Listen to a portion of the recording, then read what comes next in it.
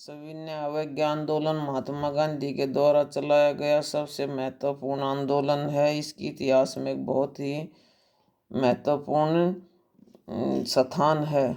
ये आंदोलन 1930 से 34 तक चलता रहा था। सविनय अवज्ञा आंदोलन को दो भागों में बांटा गया है, 1930 से 31 तक, 1932 से 34 तक। 1931 में महात्मा गांधी ने इसको स्थगित कर दिया था। सरकार के दमन चक्कर को देखते हुए 1932 में दोबारा से इसको चलाना पड़ा था। इस आंदोलन का कार्यक्रम, प्रगति और इसका महत्व के बारे में हम जानेंगे। इस साइमन कमीशन का बहिष्कार नवंबर 1927 में साइमन कमीशन की नियुक्ति की गई थी। इससे भारतीय राष्ट्रीय आंदोलन में बहुत ज़्यादा तीव्रता आ गई थी। इस कारण 1919 के सुधार आंदोलन भी हुए थे। संवैधानिक सुधारों के प्रश्न पर आगे विचार करने के लिए साइमन कमीशन की अध्यक्षता सर जॉन साइमन के द्वारा इसका गठन किया गया था। इसके 7 सदस्य थे। ये सभी अंग्रेज थे, इसलिए भारतीयों को ये सब पसंद नहीं था। वो चाहते थे इसमें भारतीय सदस्य भी हों। नेहरू रिपोर्ट भी इसका कारण बनी थी, जिसकी वजह से सविनय अवज्ञा आंदोलन चलाया गया था। नेहरू रिपोर्ट 1927 में भारत मंत्री लॉर्ड बर्कनहेड ने अपने एक बयान में घोषणा की थी कि भारतीय ऐसा संविधान तैयार करने में असमर्थ हैं। तो इसको स्वीकार करते हुए भारतीय राजनेताओं ने उसको एक ललकार के रूप में समझा था और 1928 में कलकत्ता में एक रिपोर्ट पेश की गई थी, जिसको इतिहास में नेहरू रिपोर्ट के नाम से जाना जाता है। इसके अंदर कुछ सिफारिशें की गई थी कि भारत को अधिराज्य का दर्जा मिलना चाहिए, केंद्र और प्रांतों में जमींदार सरकार की स्थापना की जाए, मंत्रिमंडल अपनी नीतियों और कार्रवाइयों के लिए विधानमंडल के प्रति उत्तरदायी होना चाहिए। उसके बाद इसमें जो कारण बना कांग्रेस का लाहौर अधिवेशन दिसंबर 1928 में बुलाया गया था। ये भी ब्रिटिश सरकार को एक चेतावनी के रूप में ये अधिवेशन बुलाया गया था। उसके बाद लॉर्ड इरविन और गांधी की शर्तें मानने से इनकार, उसकी वजह से सविनय अवज्ञा आंदोलन चलाया गया था। महात्मा गांधी सेकंड गोलमेज सम्मेलन में भाग लेने के लिए गए थे, तो उसमें उनकी बातों को मानने से इनकार कर दिया था। इसकी वजह से सविनय अवज्ञा आंदोलन चलाया गया। आंदोलन का कार्यक्रम और प्रगति, तो इसमें महात्मा गांधी के द्वारा ये कहा गया था कि जहाँ कहीं भी हो सब कानून के नियमों का उल्लंघन किया जाए, नमक बनाया जाए, शराब और विदेशी वस्त्रों की दुकानों पर महिलाएं धरना देंगी, विदेशी वस्त्रों को जला दिया जाए, विद्यार्थियों द्वारा सरकारी शिक्षण संस्थाओं का बहिष्कार किया जाए, सरकारी कर्मचारी अपनी नौकरियों से त्यागपत्र दे दें, सरकार को किसी प्रकार का कोई कर न दिया जाए, वकील और लोग सरकारी अदालतों का बहिष्कार करें। आंदोलन का आरंभ, महात्मा गांधी ने सविनय अवज्ञा आंदोलन का आरंभ गुजरात से 380 किलोमीटर की दूरी पर स्थित डांडी नामक गांव से किया था। इसमें 78 महात्मा गांधी के साथ 78 साथियों ने शुरुआत की थी और डांडी की तरफ वो चले थे। उन्होंने चलना शुरू किया था, इसलिए इतिहास में इसको डांडी यात्रा के नाम से जाना जाता है। इसमें खान अब्दुल गफ्फार खान ने भी, जिसको खुदाई खिदमतगार के नाम से जाना जाता है, इसमें उन्होंने भी अपना सहयोग दिया था।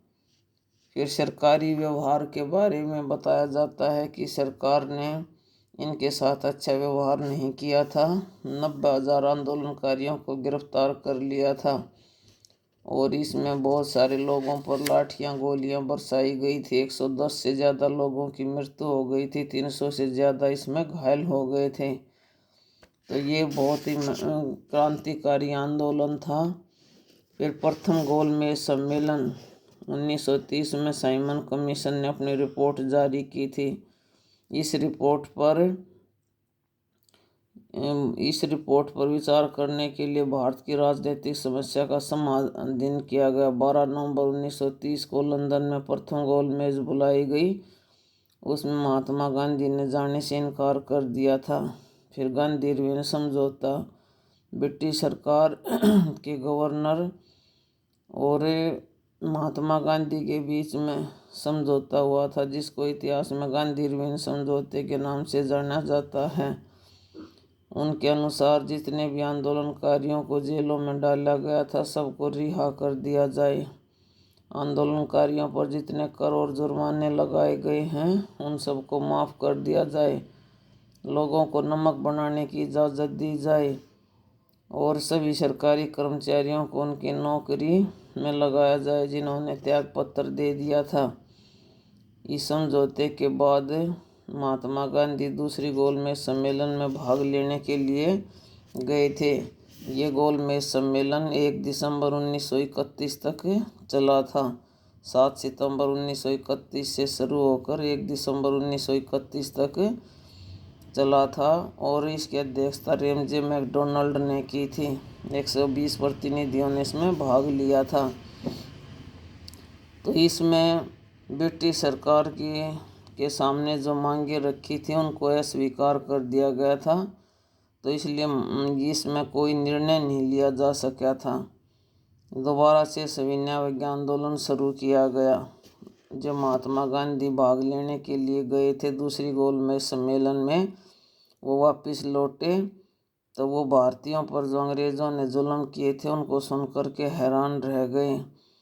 और उस समय यहाँ का गवर्नर भी बदल चुके थे और उनकी जगह पर लॉर्ड विलिंगटन आ गए थे वायसराय बन करके।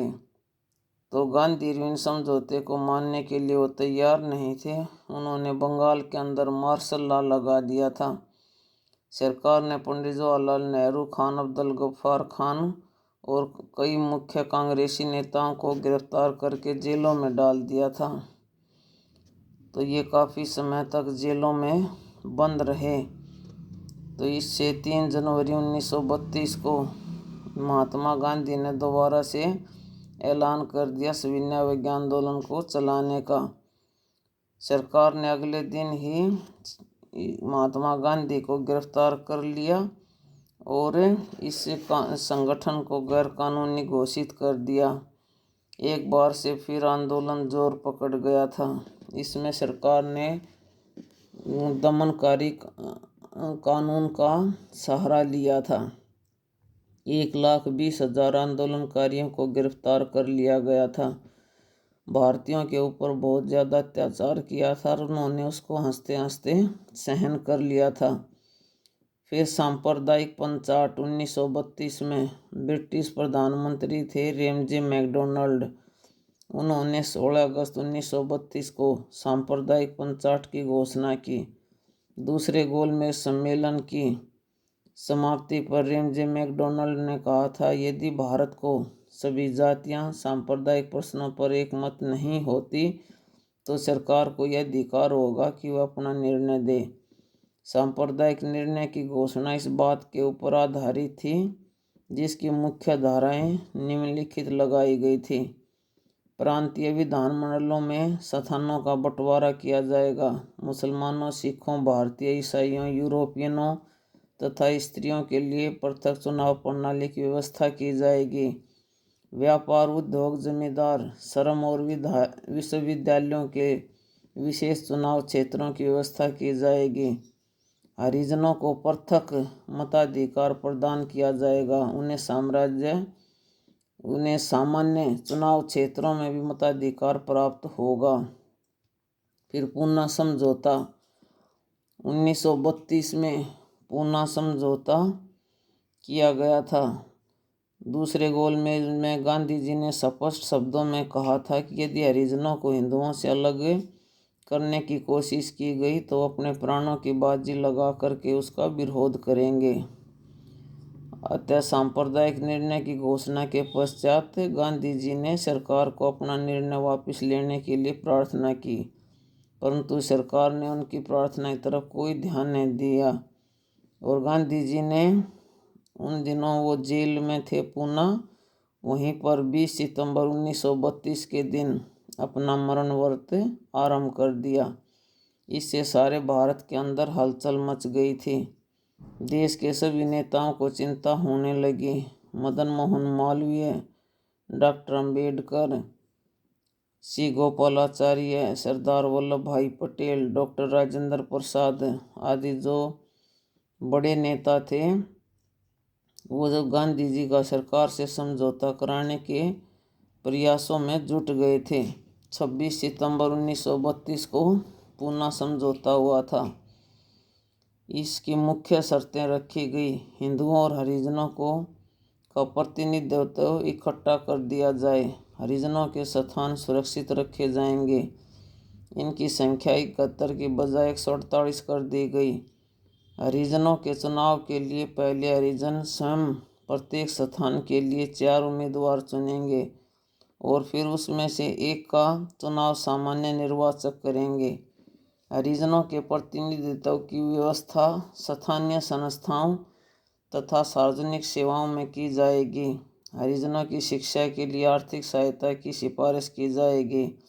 ये सारी योजना आरंभ में 10 वर्ष के लिए रखी जाएगी। तीसरा गोलमेज सम्मेलन 1932 में।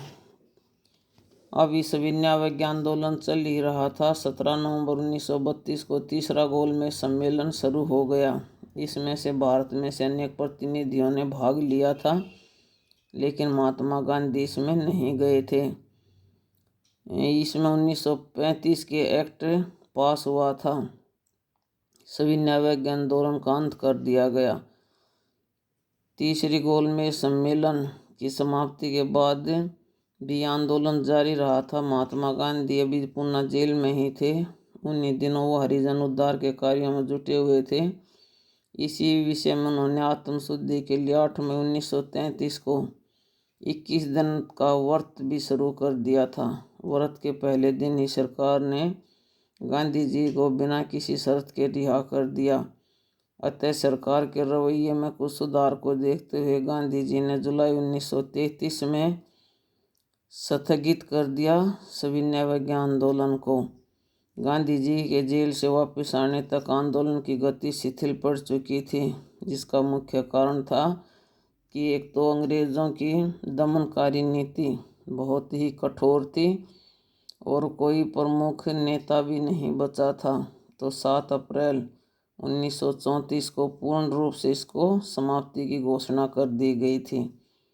तो सविनय अवज्ञा आंदोलन का महत्व। इस सविनय अवज्ञा आंदोलन के उद्देश्यों में चाहे वो बेशक से सफल ना हुआ हो, परंतु इसका भारत के इतिहास में बहुत ही महत्वपूर्ण स्थान है। भारत के स्वतंत्रता संग्राम के इतिहास में इसने एक नया मोड़ ला दिया था। इस आंदोलन के दौरान लोगों ने शांत भावना से सरकार के अत्याचारों को सहन किया और ऐसा उदाहरण मिलना बहुत ही मुश्किल है।